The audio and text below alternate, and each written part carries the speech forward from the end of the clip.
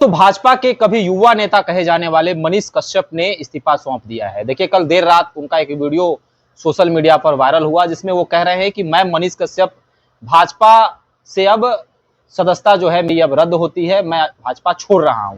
बातचीत करेंगे, हमारे साथ पूर्व आईपीएस ऑफिसर अमिताभ दास सर मौजूद हैं।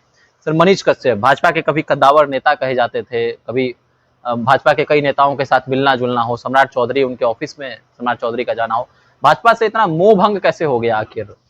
जब खुद पर आती है बात तब मोह भंग हो जाता है ना। जब तक भाजपा मुसलमानों पर हमले कर रही थी तब तक मनीष कश्यप को भाजपा बहुत पसंद थी, लेकिन जब खुद पिटा गए मनीष कश्यप और कोई झांकने नहीं आया तब इनको ज्ञान प्राप्त हो गया कि भाजपा कैसी पार्टी है। देखिए, मैं पहले भी बता चुका हूं दर्शकों को कि मैं मनीष कश्यप को ना यूट्यूबर मानता हूं ना पत्रकार मानता हूं। ये एक विशुद्ध, एक आप कह सकते सड़क छाप गुंडा है।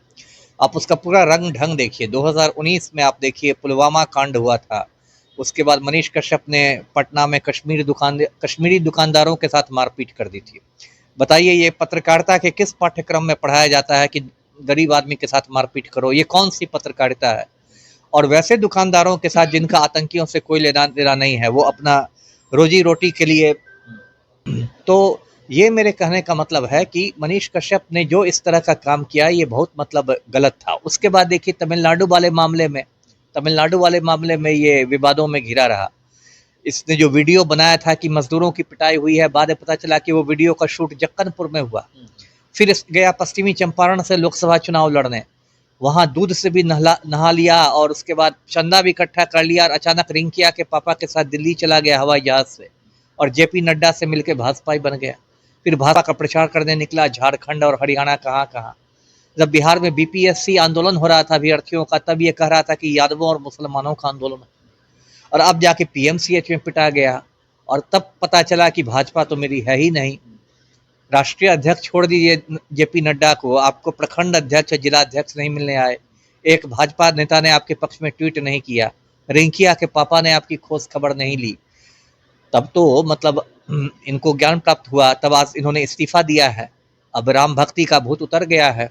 अब वाईवी गिरी से जाके मेरा चर्चा है कि जन स्वराज पार्टी में हो सकता है चले जाएं, या ये भी चर्चा है कि हो सकता है राजद में चले जाएं। अब तेजस्वी के प्रति भी इनकी बोली बदल रही है। तो देखिए, इन लोग की देखिए कोई इनका सिद्धांत नहीं है, कोई उसूल नहीं है। 24 घंटे दिमाग में एक बात घूमती है कि चनपटिया का विधायक बनना है, चनपटिया का विधायक बनना है। अब जिसके साथ रह के चनपटिया का विधायक बन जाए उसके साथ चले जाएंगे। सर, सवाल यह है कि मनीष कश्यप का इस्तेमाल भाजपा ने किया या फिर मनीष कश्यप ने भाजपा से लाभ प्राप्त किया? दो सवाल है सर। मुझे तो लगता है भाजपा ने ही इस्तेमाल किया है ना। भाजपा को ये लग रहा था कि पश्चिम चंपारण सीट में ये नुकसान पहुंचा सकता है भाजपा का, जीतता तो नहीं ही लेकिन वोट कटवा बन के कर सकता है। तब भाजपा बिल्कुल इसको मतलब बाबू भैया कह के ले गई। तब रिंकिया के पापा है मनोज तिवारी, एकदम इनको चार्टर्ड प्लेन से, विशेष विमान से ले गए, सीधे राष्ट्रीय अध्यक्ष से मुलाकात हो गई। मतलब उस समय इनको पूरा बहला फुसला दिया गया, पुचकार दिया गया। बच्चे को पुचकारा जाता ना, लॉलीपॉप देके लॉलीपॉप दे दिया गया। लॉलीपॉप में क्या होगा? कुछ आश्वासन मिला होगा कि आपको एमएलसी बनवा देंगे या चनपटिया सीट देख लेंगे वगैरह वगैरह। और उसके बाद जब लगा यूज एंड थ्रो, ये तो भाजपा का मतलब चरित्र है। मोदी जी अपनी घरवाली के हुए ही नहीं तो मोदी जी मनीष कश्यप के हो जाएंगे।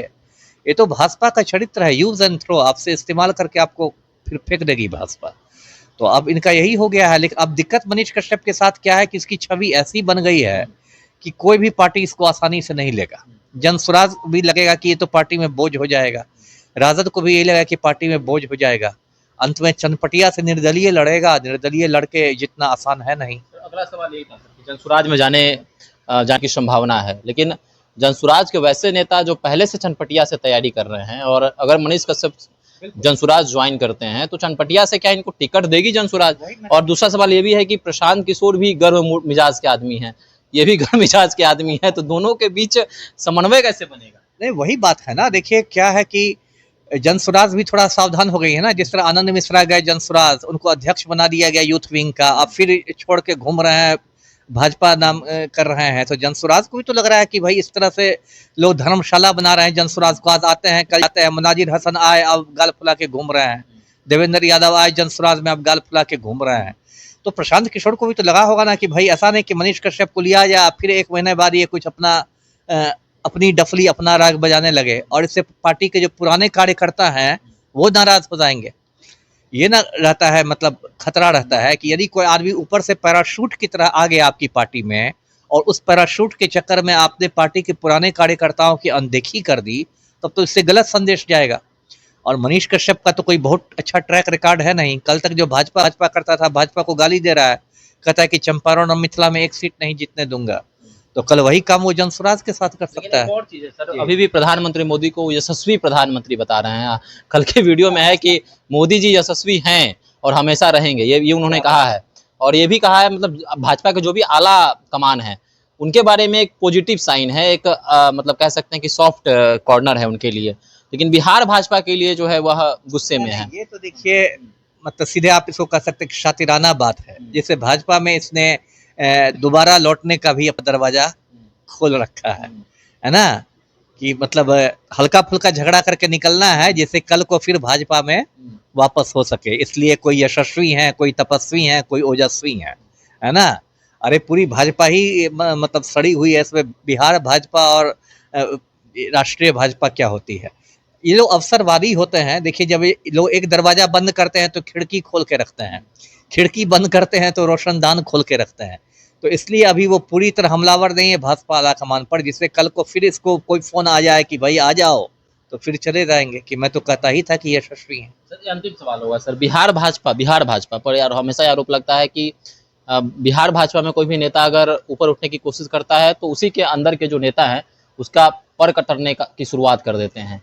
आरके सिंह इसके उदाहरण है, बड़े उदाहरण है।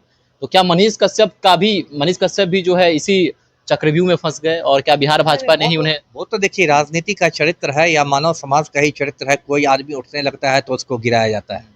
राष्ट्रीय स्तर पर से हुआ। एक समय आप देखते होंगे स्मृति ईरानी का कितना भौकाल था, है ना। कद्दावर मंत्री थी भारत सरकार में, मोदी की करीबी मानी जाती थी, राष्ट्रपति तक बनने की चर्चाएं होती थी। और उसके बाद जब से अमेठी में हार गई, ये कभी नाम भी सुनते हैं? सरकारी बंगला भी खाली करा दिया गया, है ना। सब लोगों ने उससे मुंह मोड़ लिया। तो ये तो होता है। पार्टी के अंदर भी तरह तरह की खेमेबंदी होती है, गुटबंदी होती है। कोई एक आगे आने लगता है। आरके सिंह ने खुद आरोप लगाया था, जो कि 10 साल मिनिस्टर रहे थे केंद्र में, कि मुझे भाजपा के नेताओं ने नहीं हरवाया। पवन सिंह को उन लोगों ने पैसे देके चुनाव लड़वा दिया, उनका अपना आरोप है। और उसका कोई खास मजबूत खंड में नहीं आया भाजपा की ओर से, मतलब एक तरह से स्वीकार कर लिया गया कि भाई आपको हराया गया।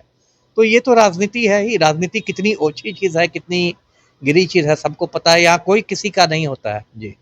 चलिए, तो मनीष कश्यप ने भाजपा का त्याग कर दिया है, पूर्व भाजपा नेता वो अब बन गए हैं। लेकिन सवाल ये है कि मनीष कश्यप अब किस पार्टी में जाएंगे, किस गठबंधन में जाएंगे, क्या जनसुराज में जाएंगे? बड़ी तरह तरह के सवाल उठ रहे हैं। आपको क्या लगता है, मनीष कश्यप ने भाजपा को छोड़कर अच्छा किया? क्या जनसुराज ज्वाइन करना चाहिए? क्या प्रशांत किशोर का हाथ थामना चाहिए, या फिर चनपटिया से निर्दलीय चुनाव लड़ना चाहिए? आपके नजरिए से अच्छा क्या होगा मनीष कश्यप के लिए? आप भी हमारे साथ कमेंट सेक्शन में अपनी राय रख सकते हैं। धन्यवाद।